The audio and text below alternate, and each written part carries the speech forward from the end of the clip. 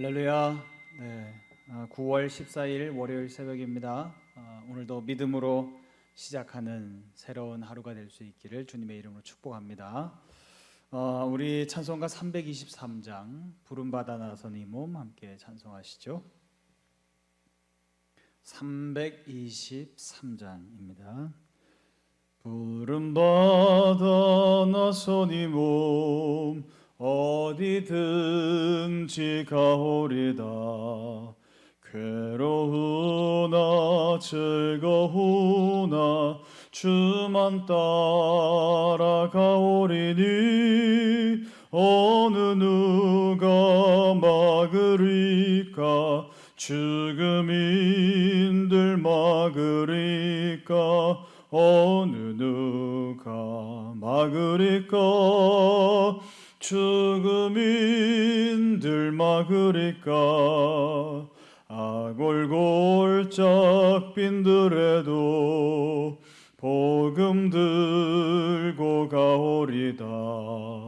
소돔 같은 거리에도 사랑 안고 찾아가서 종의 몸에 지닌 것도 아낌없이 드리리다. 종의 몸에 지닌 것도 아낌없이 드리리다. 존귀 영광 모든 권세 주님 홀로 받으소서. 멸시천대 십자가는 제가 지고 가오리다. 이름 없이 빛도 없이 감사하며 섬기리다. 이름 없이 빛도 없이 감사하며 섬기리다. 아멘. 아멘. 오늘 하나님 말씀은 사사기 17장 말씀입니다. 구약 성경 392면 사사기 17장 말씀 부분 우리가 읽으면서 내용을 좀 파악하기를 원하고요. 오늘부터 제가 밑세라고 하는 이름으로 새로운 하나의 새벽기도 채널이죠. 이것을 좀 만들어서 여러분들과 함께 은혜를 나눴으면 좋겠다라고 생각을 하게 되었습니다. 기도하던 중에 점점 온라인으로 예배를 드리는 횟수가 늘어나고 있고, 또 성도님들의 상황이라고 하는 것이 천차만별로 여러 가지 다양한데 획일적인 교회의 어떤 정해진 시간에 현대인들이 맞춘다라고 하는 것이 쉽지는 않은 것 같아요. 그러다 보니까 제가 언제든지 방송이라고 하는 것은, 동영상이라고 하는 것은 서버에 올려만 놓으면 내가 언제든지 접속을 해서 볼 수 있는 장점이 있기 때문에 우리 여러분들이 아침을 시작하는 여러분들의 입장에서 언제든지 일어남과 동시에 미세라고 하는 채널에 들어와서 하루를 믿음으로 여는 새벽, 미세라고 하는 채널을 통하여서 여러분들이 좀 아침을 열었으면 좋겠다라고 하는 바람으로 이렇게 미세라고 하는 채널을 만들어 새벽 기도의 은혜를 여러분들과 나누려고 합니다. 오늘은 우리 17장, 사사기 17장을 우리가 다룰 건데요. 사사기 16장을 마지막으로 해서 삼손의 이야기가 끝납니다. 그리고 난 다음에 보통 이제 17장으로 넘어가게 되어지면 이제 사사기의 거의 이제 말미로 가는 거거든요. 그런데 사사기에는 우리가 알다시피 어떤 일정한 패턴이 있죠. 죄를 짓고 그리고 타락을 하고 그리고 하나님이 심판하시면 그들이 다시 회개를 하죠. 그래서 하나님께서 구원을 베풀어 줄 수 있는 믿음의 영웅이죠. 사사를 들어 세우셔서 그 사사를 통하여서 이제 그 모든 어려움을 타개하게 하시고, 그리고 난 다음에 그 사사가 어느 정도 일정 기간 동안 통치하는 기간 동안 평안하였더라라고 하는 패턴이 사사기에서는 계속 반복이 되어집니다. 그런데 더 이상 이제 삼손을 끝으로 해서 사사들에 대한 이야기는 이제 17장 이후로는 나오지 않습니다. 그러면서 사실은 사사기 기자는 어떻게 보면 사사기 전체를 17장부터 마지막 21장까지 마무리하고 싶어 하는 것 같아요. 어떻게 마무리하고 싶어 하느냐? 그것은 바로 다음 사사기 다음의 책이 뭐죠? 룻기죠. 그런데 룻기도 여러분 아시다시피 사사 시대가 배경이거든요. 그렇다고 한다면 그 다음 시대는 뭡니까? 사무엘상. 사무엘상도 초반에는 사무엘이 다스리던 때는 사사 시대지만 사실은 무엇에 대한 이야기입니까? 왕정이 세워지는 이야기입니다. 그러다 보니까 사사기 기자는 이제 사사 시대에 대해서 좋게 평가하지 않죠. 그러면서 왜 왕정이라고 하는 필요성이 대두되게 되었는지, 또 사사시대의 문제점은 무엇이었는지 이것에 대해서 밝혀두고 이제 그렇게 마무리하고 난 다음에 왕정으로 넘어가는 것이 자연스럽다고 본 것 같아요. 그러다 보니까 사사기 마지막인 이제 17장부터는 더 이상 사사가 등장하지 않고 이제 사사기의 어떤 그 시대를 평가하고 있는 것이죠. 그렇게 보면 사실은 사사기의 제일 결론부가 아닐까 그렇게 우리가 생각하게 됩니다. 17장부터 이제 21장까지는요 두 이야기가 나오는데, 첫 번째 오늘 우리가 살펴볼 17장은 미가와 관련된 이야기이고요, 18장은 단지파와 관련된 이야기입니다. 그리고 19장부터 21장까지는 한 레위인에 대한 이야기를 하고 있는데, 자, 이 미가에 대한 이야기, 단지파 관련된 이야기, 이 이야기들은 대부분 다 공통점이 있습니다. 두 이야기가 모두 레위인들이 등장한다는 점, 그리고 주로 이제 그 배경이 무대가 에브라임 산지다라고 하는 점이죠. 자, 그러면 오늘 이 사사기의 결론부인 이 부분에서 왜 결론부를 이렇게 맺고 있는가라고 하는 점이에요. 그것은 바로 사사기 기자는 사사시대는 이러이러한 문제점이 있었다라고 하는 것을 어필하고 싶은 거예요. 그러면서도 왜 이러한 문제점이 있었기 때문에 왕정이 대안으로서 등장할 수밖에 없느냐라고 하는 당위성을 설명하고 싶은 거예요. 그러다 보니까 17장에서 21장까지 독특한 구절이 들어오죠. 그게 무엇이냐? 그때에 이스라엘의 왕이 없었으므로 자기 소견에 오른 대로 이렇게 행했더라라고 평가를 하고 있어요. 그러니까 왕정이 왜 필요하냐? 그들에게 왕이 없었기 때문에 그들이 이렇게 황당한 사건을 벌이게 된 것이다라고 평가를 하는 것이죠. 자, 그렇다면 어찌됐든 우리 17장에 이제 본문에 들어가 보면요, 1절에 에브라임 산지에 미가라 이름하는 사람이 등장합니다. 그런데 이 사람이 지금의 정확한 나이는 기록하고 있지 않지만 아마 40세 전후가 되지 않았을까 싶어요. 왜냐하면 나중에도 우리가 알게 되겠지만 미가가 자기 아들 중에 한 명을 제사장으로 삼거든요. 그럼 보통 제사장으로 삼으려면 성인이 되었을 때에 삼게 되겠죠. 그렇다고 보면 이제 평균적으로 한 20세의 아들을 둔 아버지다라고 한다면 40세 전후가 되지 않았을까, 그렇게 볼 겁니다. 자, 그런데 이 미가라고 하는 사람이 자기의 모친의 재산을 사실은 어떻게 했어요? 훔쳤어요. 그리고 2절에 보면 은 1100세겔을 잃어버렸다 그랬어요. 은 1100을 잃어버렸다. 그런데 사실 그때 당시에 돈에 다니는 은 1100이다라고 한다면 보통 세겔이라고 보는 거죠. 그래서 성경에서는 오늘 그냥 은 1100이라고 말했지만 세겔로 보고 그 어머니의 재산을 훔쳤어요. 그런데 나중에 이것을 실토하고 난 다음에 어머니께 갚아드렸습니다. 그랬더니 어머니께서 이것을 굉장히 대견스럽게 생각하셔서 200세겔을 오히려 그 아들에게 주었어요. 그랬더니 이 아들이 하는 일이, 미가라고 하는 이 아들이 하는 행동이 뭐냐, 그 어머니께서 주신 200세겔을 가지고 신상을 만들어요. 새겨 만드는 신상, 부어 만드는 신상, 이것을 만들었어요. 그런데 이것은 사실은 율법에서 엄격하게 금지하고 있는 행위죠. 그런데 이것을 버젓이 행하고 있습니다.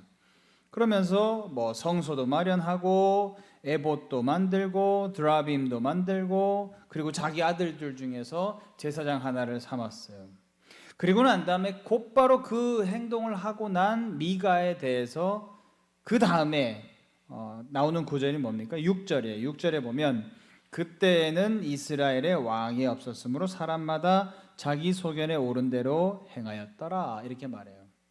이 말은 뭡니까? 미가가 지금 한 행동이 굉장히 황당무계한 행동이다라고 하는 거예요. 그런데 이 황당무계한 행동을 왜 했냐? 무엇이 옳고 그른지를 일러줄 수 있는 왕이 없었기 때문이다. 사사기 기자는 그렇게 평가를 하고 있는 거예요. 자, 그리고 계속 이야기가 이어집니다. 7절에 보면 유다 가족에 속한 유다 베들레헴에 한 청년이 있었으니 그는 레위인으로서 거기에 거류하였는데 그 사람이 거주할 곳을 찾으려고 이제 갔어요. 길을 나갔어요. 길을 나서다가 어디에 머무르게 돼요? 에브라임 산지에 가서 미가의 집에 이르렀는데 여기서 미가가 그를 어떻게 해요? 거류할 곳을 찾는다라고 하니까 우리 집에 와서 제사장이 되어라 라고 얘기를 해요. 그래서 우리 집에 와서 제사장이 되라고 하면서 제안을 하는데 10절에 미가가 그에게 이르되 내가 나와 함께 거주하며 나를 위하여 아버지와 제사장이 되라. 내가 해마다 은 10과 의복 한 벌과 먹을 것을 주리라 하므로 그 레위인이 들어갔더라 그랬어요.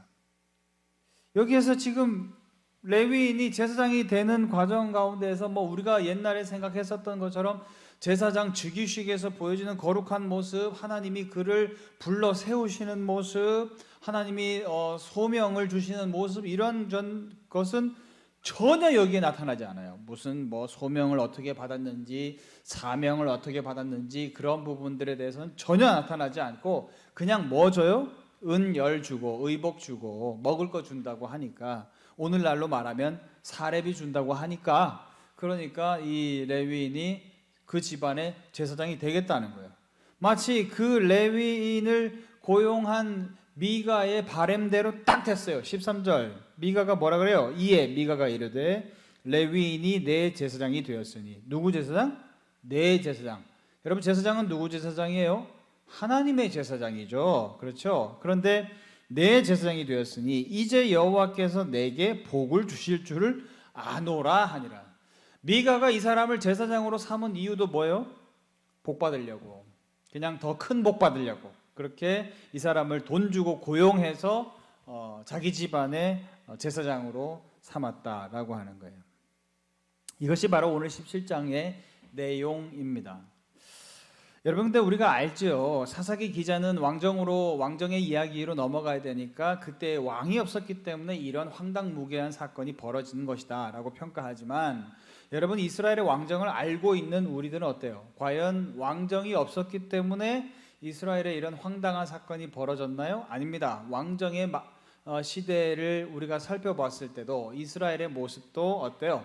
왕이 다스렸지만 그럼에도 불구하고 여전히 우상숭배라든가 또 황당무계한 사건들이 계속 펼쳐졌던 것을 우리는 압니다.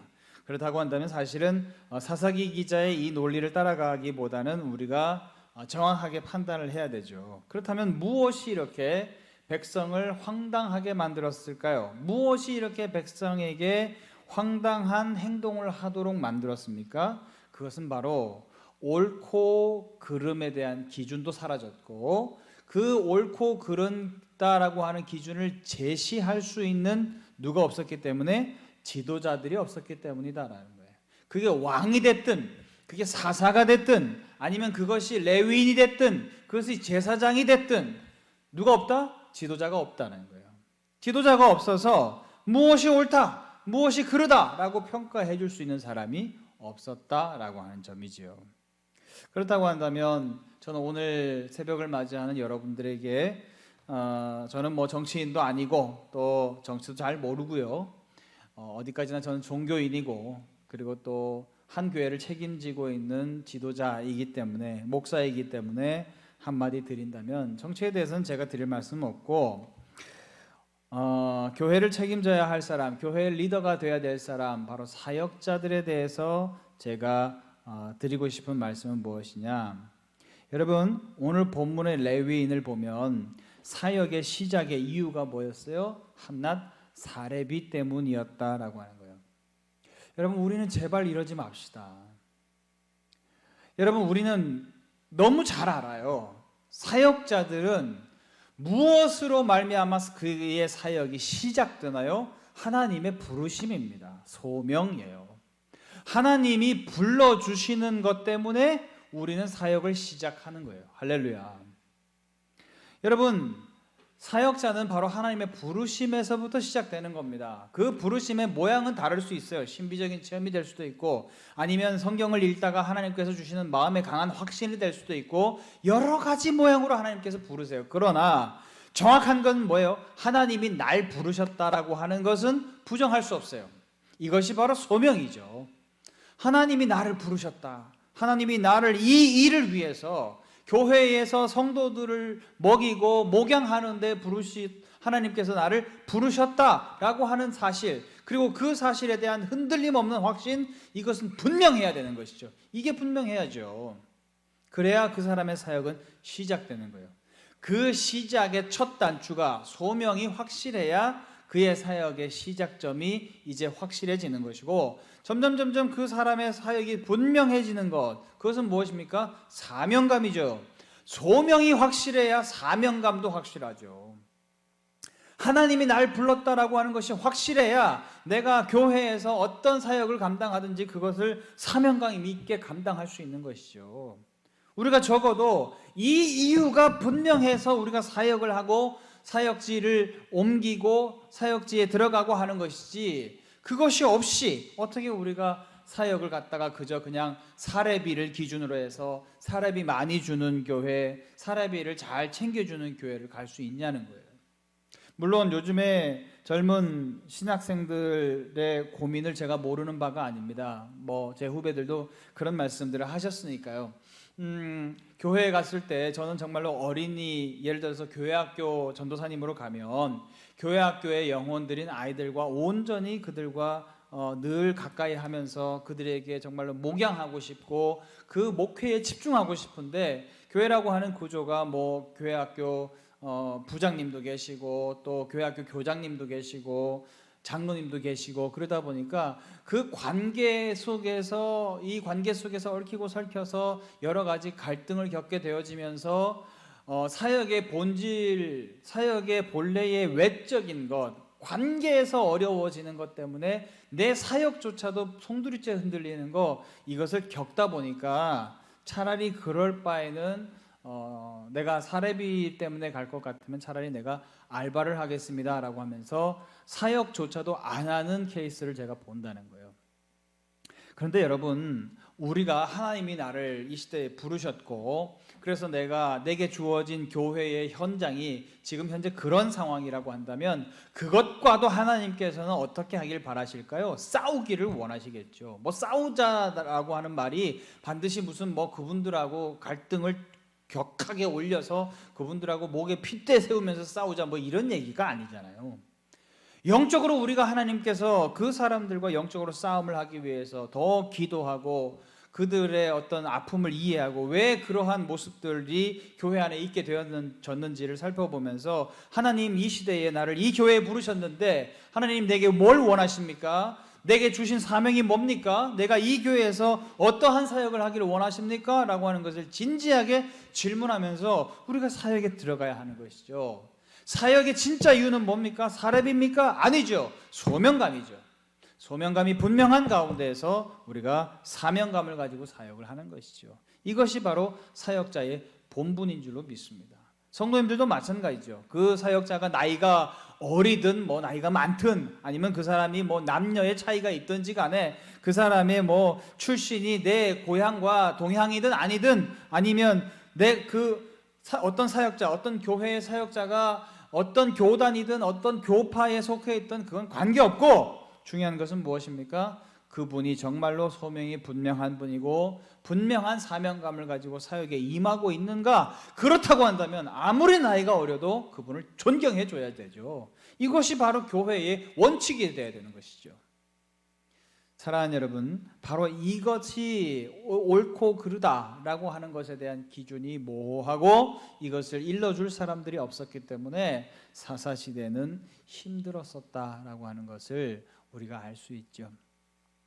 부디 바라옵기는 우리 대림제일교회 모든 성도님들은 사역자에 대해서 바로 이 분명한 기준, 소명이 분명하고 사명감이 투철한 그러한 사역자를 보았을 때 그분이 남자든 여자든 나이가 많든 적든 출신이 어디든 우리는 출신 교단, 교파가 어디든 그분에 대해서 존경해 줄 수 있는 우리 성도님들이 될 수 있기를 주님의 이름으로 축원합니다. 또 우리 사역자들은 분명한 소명감과 사명감을 가지고 하나님의 몸된 교회를 섬기고 또 우리 성도님들을 위해서 늘 기도하고 목양할 수 있는 우리 모든 사역자들이 다 될 수 있기를 주님의 이름으로 축원합니다. 기도하겠습니다. 하나님 아버지, 오늘도 우리 월요일 새벽을 믿음으로 엽니다. 말씀으로 엽니다. 아버지 하나님, 이 말씀에 저희들 의지하여서 하루를 시작하오니 우리에게 분명한 소명감 허락하여 주셔서 사역자 된 우리들은 그 부르심에 합당한 사역으로 하나님께 영광 돌려드릴 수 있는 저희들 에게 인도해 주옵소서. 우리 성도님들 또 복되게 하셔서 좋은 사역자들 많이 만나게 하시고 하나님의 나라를 위해서 분명한 소명감과 사명감을 가지고 늘 언제나 수고하시는 그러한 사역자들을 존경하고 격려할 수 있는 우리 성도님들 될 수 있도록 하나님 인도하여 주옵소서. 이 기준이 분명하게 설 수 있는 우리 교회 또 한국 교회가 될 수 있도록 도와주셔서 아버지 하나님, 좋은 사역자들 또 좋은 교회들, 좋은 성도님들 그렇게 만들어갈 수 있는, 다 같이 노력할 수 있는 우리들 될 수 있도록 하나님 도와주옵소서. 예수님의 이름으로 기도합니다. 아멘. 우리 오늘도 이 말씀 붙잡고 간절히 기도하면서 오늘 하루를 믿음으로 시작하기를 축복합니다.